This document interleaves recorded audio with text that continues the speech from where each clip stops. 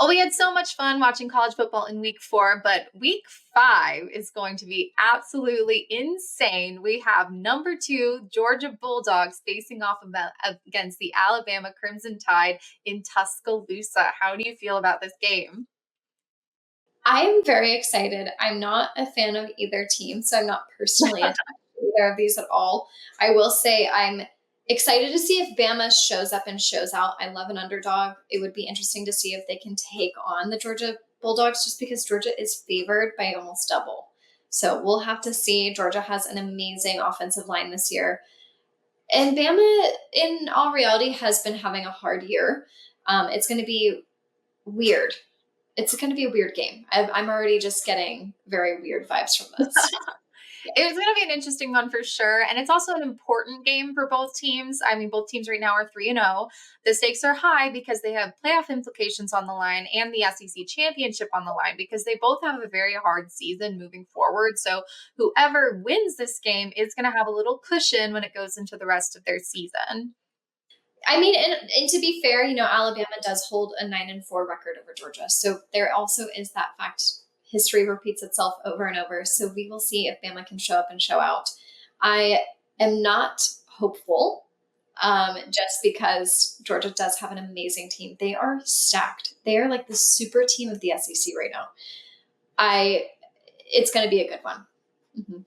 They are stacked, but they also have a lot of injuries. The right guard, Tate Ratledge, underwent ankle surgery. He's going to be out for at least a month. That is a huge loss for them. He started 27 games for them, a pro on their team, someone to look up to. But they do have depth on the bench, not as much because of the transfer portal, but they will have somebody step up.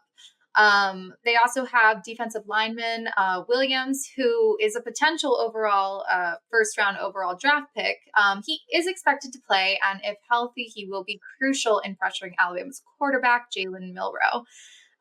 However, for me, I feel like Jalen Milroe is really hitting his stride here. He's responsible for 14 touchdowns this season, which is insane. And the DeBoer offensive system is really clicking. I mean, it just went click, click, click against that Wisconsin game. I mean, Milroe orchestrated a touchdown drive with 2 quick throws, one to the wonder kid, Ryan Hollywood Williams, and the second one to Bernard for the touchdown. So that was the first game I really felt like Alabama was getting into it with where everything was coming together. They had a healthy O-line.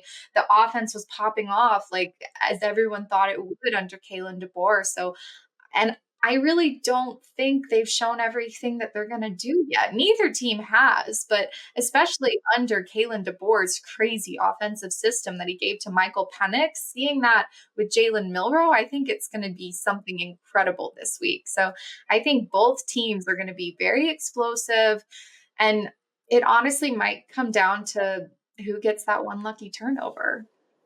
Who gets the one lucky turnover? Who finds an interception space? Who finds injuries? We've got there's a lot that goes into this game, but like I said earlier, I think history repeats itself, and it wouldn't shock me if Bama actually did show up and show out for them. And it would be amazing for Kalen DeBoer because I'm truly worried that if he loses this game, the call for his head, for him to be fired, that he is not gonna be the guy to replace Nick Saban. It's just going to come out in drones. And I'm like, you can't do that. This is their 4th game of the season. This is the hardest game that they've had to face to date. And we look at last year, Alabama, they lost to Texas in week 2 and then went on to go to the playoffs. And so I'm like, guys, this is only week 4. This is the 4th game. We're still in September. If you lose to Georgia, you can still come back from that. You can still have an incredible season and go to the playoffs. But I'm so excited for this game. I think it's going to be absolutely explosive from both sides. Absolutely. It's probably my favorite game of the week for sure. I will definitely be tuning in. Like I said, I don't watch all of my teams. Definitely will be watching this one. I don't have any personal attachment to either, but I think it's just going to be such a good game. I think we should all tune in and watch this one. Well, one thing I want you to look out for in this game is Alabama's secondary. That's been the big question mark all the way going into the season. And it still is because they honestly haven't been tested yet. And they will definitely be tested this week. And looking at Georgia, they are just so consistent and they find ways to win. And that is the marker of a national championship caliber team finding the way to win. Even if it's not pretty, you found the way to win. So having this team go again, like this consistent team going up against this new schematic team under Kalen DeBoer's offense, it's just going to be so interesting. It's going to be so fun. On a personal note, how are you feeling with the transfer portal with Alabama? Um, it's not just Alabama, it's kind of all teams. You lose a lot of players, and when you lose those players, you do bring in new ones, but it's like, is the culture going to be the same? So Yeah. we've kind of seen that with Mike Norvell down at FSU. It's like, just because you have these 4 or 5-star players coming into your team, are they all going to click? Are you going to create that culture? Are you going to create that team mentality to go and fight for the man beside you and win the game and keep going and pushing? It's hard, and some people do it better than others. One thing I do love that Caleb DeBoer does is he always brings a kid in every week, and he makes the team help them get a touchdown, and they always cheer and rally around this kid, and it's a big team momentum builder, and it really sparks a fire under them that they are doing this together, and it brings them together. Kirby Smart is also great about that, with bringing his team together and making sure they're all on the same page. So the transfer portal is good and bad. Like with everything, the good news about it is that you can't stack your bench anymore. And so it gives other teams the opportunity to have great football teams. And that's why we have so many more amazing games and so many people in contention for the 12-team playoff. But at the same time, you're losing that love of your team, of the men next to you. I mean, Isaiah Bond and Jalen Milrow last year, they had that incredible 4th and 31 play, and now they're playing on different teams. They might even play against each other later this year. So it is a good and bad thing. And sometimes I like it and sometimes I hate it, but it is what it is now. So what can you do? Yeah, I think it's definitely super beneficial to the players as an individual, getting to have a little bit of say so over their own career and their own college career. I don't think that's often an option for them prior to this. Yeah. I'm I do think it either helps or hinders a team, and it just depends on the season. And this year, I just was curious if you feel like it's helping or hindering Bama. You can't really tell yet. I think this game is going to be really telling as to whether it will. I think it has helped definitely in the center position. The center came from Washington. We also had a couple wide receivers come from Washington, as well as defensive members come from Washington. So having those players come from Kalen DeBoer's previous team. They know him. They know how he works. They know his scheme. They know what he likes. And so having people who know the system will help the rest of the team learn the system faster, because not everybody has to adapt to it. So I think in that aspect, it has definitely helped. But I mean, jury's still out. Jury's still out on a lot of these teams because it's really been tested. Some people have, but a lot of them haven't. That October is always that big stretch of what are you actually? It's very, very fun. But I think it has helped in a way, but we're gonna see. I'm excited.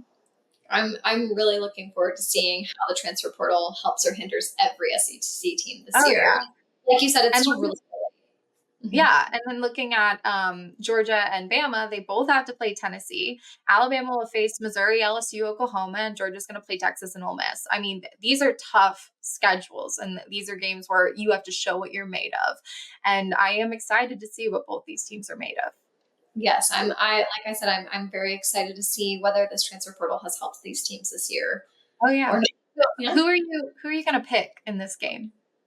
For the Georgia Bama game, Yeah.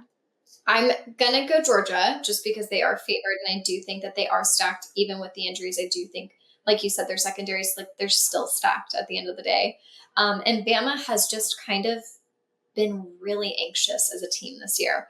And like you said, I don't know if it's just having a new coach and a new just I feel like when you have a new coach, it's like getting like a new mom or dad. You know, you're just like, what's going on? Everything feels very unsettling, and every coach is going to have a different way of running their practices and running game days. And so I'm going to lean towards picking Georgia just for this one, just because, like you said, they're steady. Every week they show up. It's the same thing week in, week in. They're consistent.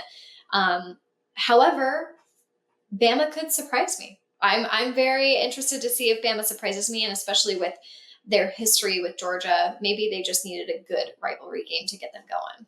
No, absolutely. I mean, consistency is key, and Georgia definitely has that. But this game on both sides is going to be explosive.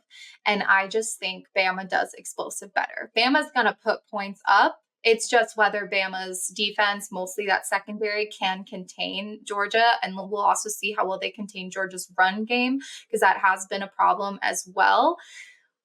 Bama has the home turf. Also, I think Kalen DeBoer has a lot to prove, and we have not seen everything from him yet. I think it's been a little bit more conservative with flashes of what it can be, like with that drive they had against Wisconsin that was under a minute. And if they can continue to do that, and that is their consistency, then I think Alabama's going to win. And I am picking Alabama to win. I will say it's going to be very close. So I would say maybe by a field goal. That's very close. I mean, the odds are putting them at like 24-21. Yeah. Yeah. So very, very close game. I would even hope for maybe some overtime. I love overtime. It's free football. You can't beat it. I mean, again, I watched that Colorado Baylor game and I was like, we're going to overtime. Let's go to overtime. And then you have the Missouri Vanderbilt game and it's like 2 overtime. Let's go. Overtime keeps everybody on, like, it puts you on the edge of your seat, and it's also really like a anything could happen moment. Exactly. Now, I will say I like overtime when it's not my team. I would rather my team win straight out. But overtime is just in college football, especially, is just absolutely dynamic. It's the best feeling in the world. All right. Well, this has been so much fun, Molly. I've loved talking to you today. I love having girl chat about football any day. We love girl talk and football. What could be better? And we hope you enjoy week 5 of college football. We will be seeing you on our Instagram live, which is at 6 p.m. Eastern and 3 p.m. PST. We'll see you there. Enjoy, guys. Bye.